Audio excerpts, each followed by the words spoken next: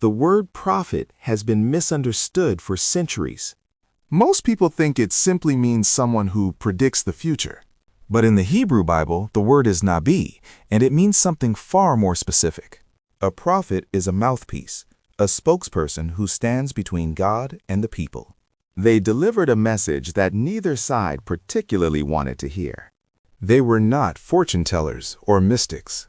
They were ordinary people, farmers, priests, fishermen, shepherds, who were interrupted by the living God, sent somewhere they did not want to go, with a message people did not want to hear. The prophets of the Bible span more than 1,000 years of history. From Moses standing before Pharaoh, to Elijah confronting a murderous king, to Jeremiah weeping over a city about to be destroyed, to John the Baptist standing waist-deep in the Jordan River, announcing the one he came to prepare for had already arrived. Each prophet addressed a specific moment, a specific crisis, a specific people in a specific place. And yet, the thread that runs through all of them is identical. God has not abandoned you. There is a way back. What is coming is more glorious than you can imagine. What follows is the story of those men, and what God said through them that is still echoing today. There has never been a prophet in Israel like Moses. That is not a claim made by admirers. It is the last sentence of the book of Deuteronomy, written after his death. Moses was 80 years old when God spoke to him from a burning bush in the desert of Midian. He had spent the previous 40 years in obscurity, tending sheep after fleeing Egypt where he had been raised as a prince. He was, by his own account, a man who could not speak well. The last thing he wanted was to go back to Egypt and confront the most powerful man in the ancient world. He gave God 5 separate reasons why someone else should be sent instead. God declined every excuse. What followed was the most dramatic confrontation in the ancient world: 10 plagues, a part at sea, and the liberation of perhaps 2 million enslaved people. But Moses was not simply the liberator. He was the lawgiver. For 40 years in the Sinai wilderness, he carried the burden of an entire nation between himself and God. He interceded when God was ready to destroy them. He climbed mountains and came back with his face literally shining. He saw the back of God's glory. And when the time came to enter the promised land, God told him he could see it from a distance, but not enter it himself. He died on a mountain overlooking the land he had spent his entire life pursuing. He was buried by God himself in a place no one has ever found. No prophet since has known God face to face as Moses did. Samuel lived at the hinge of history. When he was born, Israel was governed by judges. When he died, Israel had a king. His mother Hannah was barren for years and wept before God with such intensity that the priest Eli thought she was drunk. She made a vow. If God gave her a son, she would give him back to God. Samuel was that son. Delivered to the temple as a small child, he slept near the Ark of the Covenant and heard something remarkable. God called his name in the night. 3 times he thought it was Eli calling him. On the 3rd time, Eli understood. God was speaking to the boy. Samuel became the prophet who said what needed to be said, regardless of audience or consequence. He anointed Saul as Israel's first king, and then told him God had rejected him when disobedience made that necessary. Then he anointed a teenage shepherd named David as Saul's replacement, pouring oil over the head of the most unlikely candidate in a family of unlikely candidates. Samuel never sought power for himself. He was the most powerful man in Israel and never sat on the throne. When the judge era ended and the age of kings began, Samuel was the bridge between 2 worlds.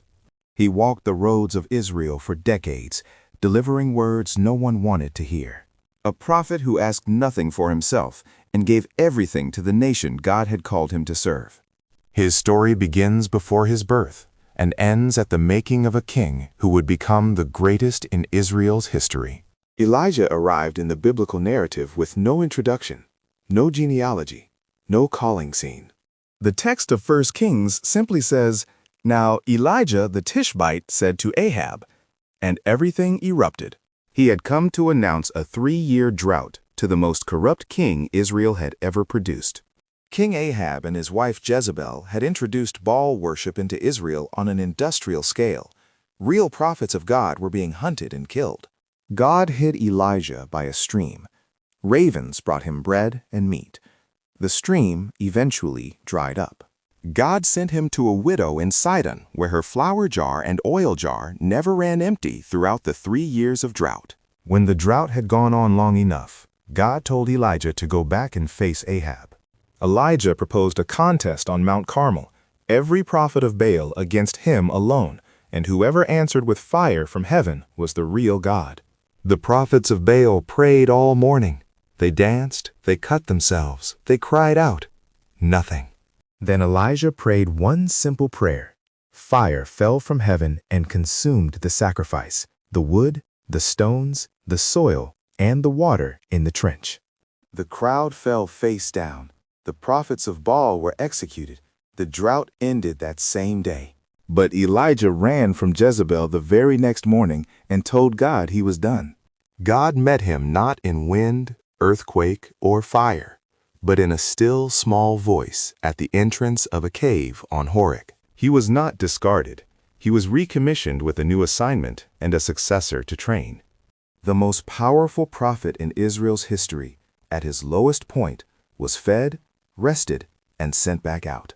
And when his time was done, God took him, not through death, but in a whirlwind of fire into heaven. When Elisha was taken up in the whirlwind, he left his cloak behind. His successor Elisha picked it up, struck the Jordan River, and said, "Where is the God of Elijah?" The water parted. If Elijah was the prophet of confrontation, Elisha was the prophet of compassion. Where Elijah performed 8 miracles, Elisha performed 16, exactly twice as many, the double portion he had asked for. A widow came in financial crisis, her creditors about to take her sons as debt slaves. He told her to gather every empty jar she could borrow. She poured from her one small jar of oil until there were no more jars. The oil stopped when the jars ran out. She sold the oil and paid her debts. The Shunammite woman's son died suddenly, and Elisha raised him from the dead. He healed Naaman, the military commander of Israel's enemy king of leprosy, a Gentile outsider who had to be talked by his servants into obeying the simple instruction to wash 7 times in the Jordan. Naaman dipped in the Jordan 7 times. His flesh was restored like the flesh of a child. When a foreign army surrounded the city to capture Elisha, and his servant was terrified, Elisha prayed that the servant's eyes would be opened. He looked up, and the hills were full of horses and chariots of fire. The real army was the one you cannot see. Elisha led the blinded Syrian army quietly into the hands of the Israelite king without a drop of blood. He purified poisoned stew. He multiplied 20 small loaves to feed 100 men. He was a prophet of ordinary mercy, meeting people in financial crisis, grief, illness, and fear. One miracle after another in the houses of ordinary people, not in the palaces of kings. Even in death, the power that worked through him remained. A dead man lowered into his tomb rose alive when his body touched Elisha's bones. Isaiah's call to prophethood is among the most vivid in all of Scripture. He saw the Lord seated on a throne, high and exalted. The train of his robe filled the temple. Seraphim called to one another, "Holy, holy, holy is the Lord of hosts. The whole earth is full of his glory." The doorposts shook. The house filled with smoke. Isaiah's first response was not wonder. It was terror. "Woe to me," he said. "I am ruined. I am a man of unclean lips." A seraph flew to him with a live coal taken from the altar. "Your guilt is taken away. Your sin is atoned for." Then God asked, "Whom shall I send?" And Isaiah said, "Here am I. Send me." Isaiah prophesied for roughly 60 years across the reigns of 4 kings of Judah. His 66 chapters mirror the 66 books of the Bible in structure. warnings and then comfort, judgment and then redemption. He described the coming servant of God with such precision that scholars have long called Isaiah the fifth gospel. Pierced for our transgressions, crushed for our iniquities, by his wounds we are healed. He wrote these words 700 years before the crucifixion. He also carried the most breathtaking promise in the prophetic canon, a new creation where the lion lies with the lamb. The light for the Gentiles, the virgin birth, the suffering servant, the return from exile, all written centuries before they happened. Isaiah 53 alone, the suffering servant chapter, has been called the Old Testament's clearest portrait of the cross. No prophet in the Hebrew Bible cast a wider net across time, geography, and human hope than the 8th century priest from Jerusalem. God told Jeremiah before he was born that he would be a prophet to the nations. Jeremiah's response was almost identical to Moses. "I do not know how to speak. I am only a child." God told him he would put his words in his mouth, that Jeremiah would be appointed over nations and kingdoms, to uproot and tear down, to build and to plant. Jeremiah prophesied for over 40 years, from the reign of King Josiah through the destruction of Jerusalem and the exile of the people to Babylon. He is called the weeping prophet, not because he was weak, but because he was honest. He wept over what was coming. He preached a message so unpopular that he was beaten, placed in stocks overnight, thrown into a muddy cistern, and left to drown. He watched Jerusalem burn. A city he had warned for 4 decades would fall if the people did not turn.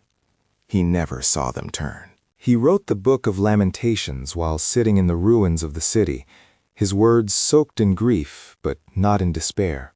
He watched the potter reshape a marred clay vessel and understood God had not finished with Israel, only with what Israel had been. He broke a clay jar before the elders at the Valley of Hinnom, a prophetic act of irreversible judgment. Yet Jeremiah also carried the most breathtaking promise in the prophetic literature. "The days are coming," declares the Lord, "when I will make a new covenant. Not like the old covenant. This one will be written on their hearts." He had no political power, no military strength, no institutional support, and no audience willing to listen. But he sent a letter to the exiles. "Seek the peace of the city where I sent you. Pray for it, for if it prospers, you too will prosper." Everything he wrote was preserved by his scribe Baruch, and what he wrote outlasted every king he outlived. The new covenant he announced was the one Jesus would inaugurate 6 centuries later at a table in Jerusalem with bread and a cup of wine.